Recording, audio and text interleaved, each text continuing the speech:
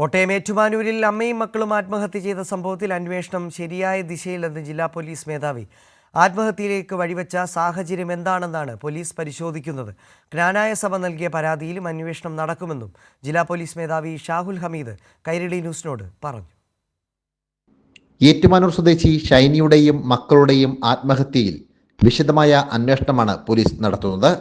ആത്മഹത്യയിലേക്ക് വഴിവെച്ച കാരണമെന്തെന്നാണ് പോലീസ് പരിശോധിക്കുന്നത്.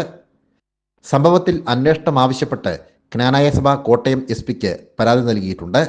ഈ പരാതിയും വിശദമായി പരിശോധിക്കുമെന്ന് ജില്ലാ പോലീസ് മേധാവി ഷാഹുൽ ഹമീദ് വ്യക്തമാക്കി. സഭ നമുക്കൊരു പരാതി തന്നത് വെറുതെ അനാവശ്യമായ വിവാദങ്ങളിലേക്ക് അവരെ വലിച്ചഴിക്കുന്നു, അവരെ കുറ്റാരോപിതരാക്കുന്നു എന്നുള്ളൊരു പരാതിയാണ് സഭയ്ക്കുള്ളത്.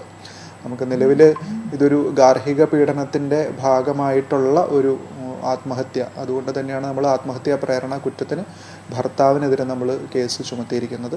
അതേസമയം കേസിലെ പ്രതി നോബി ലൂക്കോസിന്റെ ജാമ്യാപേക്ഷയിൽ ഏറ്റുമാനൂർ കോടതിയിൽ ഇന്നലെ വാദം പൂർത്തിയായി. പ്രതിക്ക് ജാമ്യം നൽകിയാൽ കേസന്വേഷണം അട്ടിമറിക്കപ്പെടുമെന്നാണ് കോടതിയിൽ പോലീസ് സമർപ്പിച്ച റിപ്പോർട്ട്. ജാമ്യാപേക്ഷയിൽ കോടതി ഇന്ന് വിധി പറയും.